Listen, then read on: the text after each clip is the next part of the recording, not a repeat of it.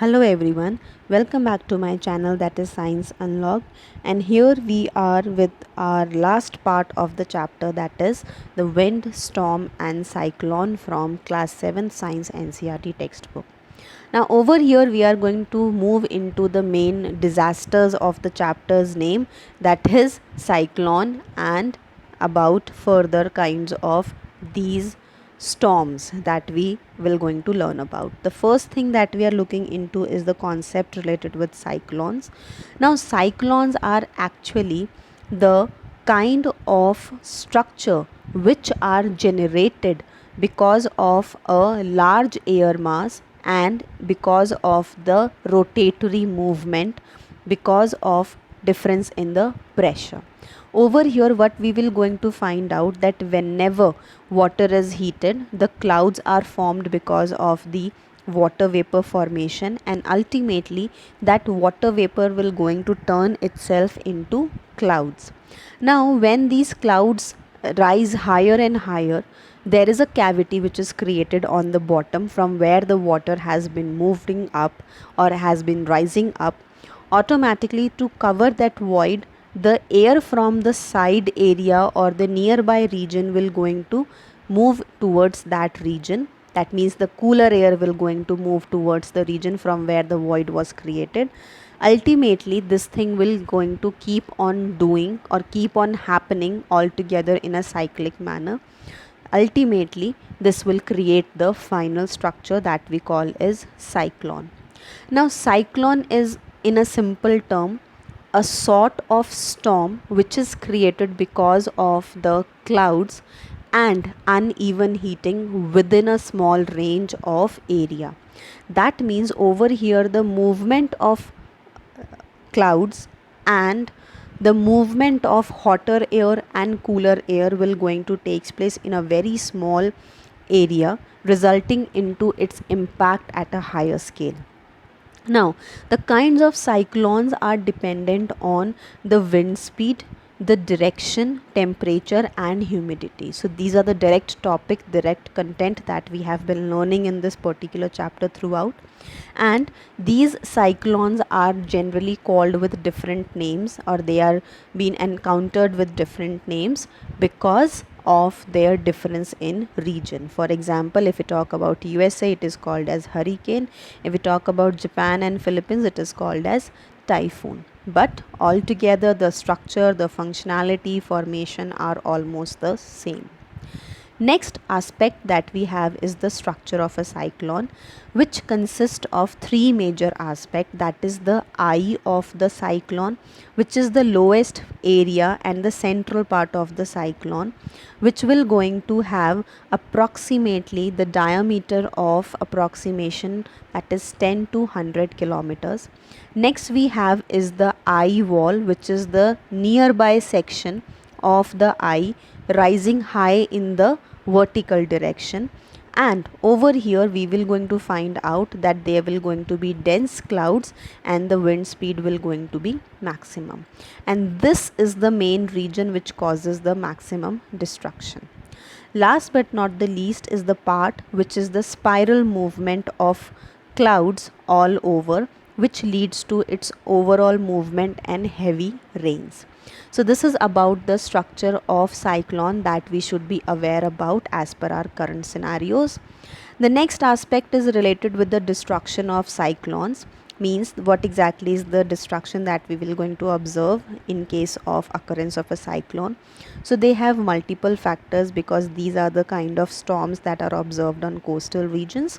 Over there we will going to find that it is the livelihood which is affected, farming which is affected, on the whole the overall property, communication, transportation system, everything is affected.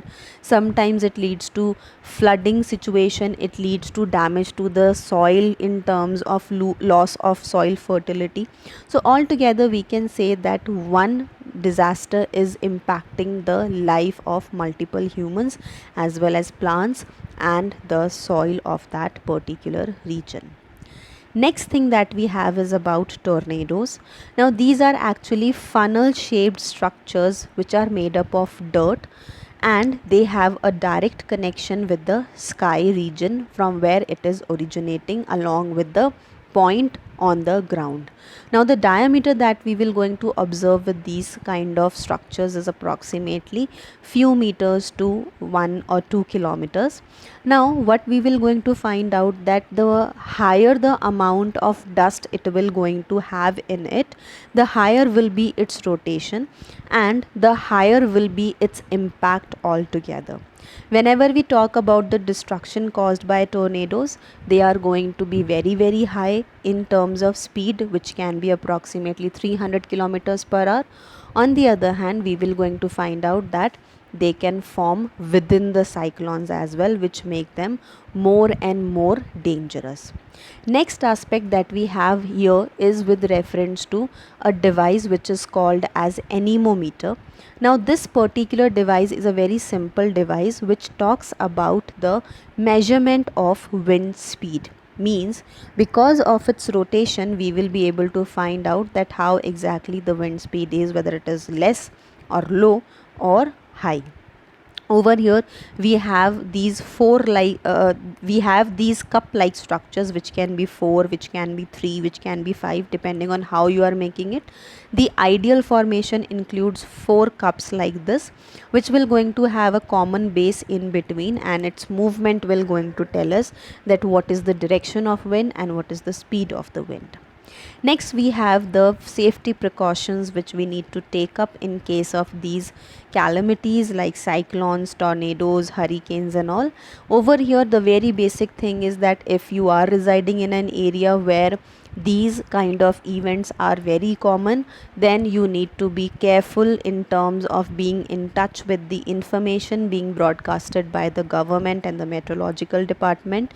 Make sure that these particular regions are going to have specific duration or time of the year when the events will going to have the maximum chances of occurrence.